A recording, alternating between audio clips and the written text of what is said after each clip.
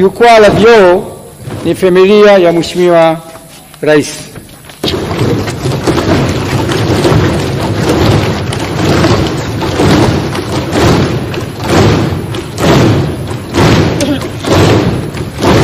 Waheshimiwa wabunge,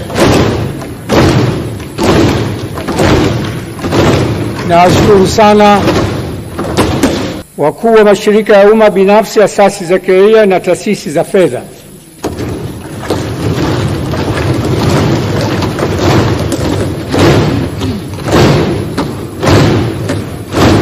viongozi wengine wa Chama cha Mapinduzi, wakuu wa idara na vitengo vya CCM,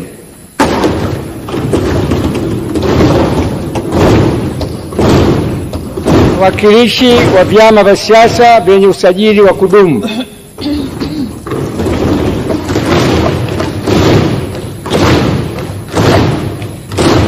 wakuu wa taasisi za elimu Dodoma,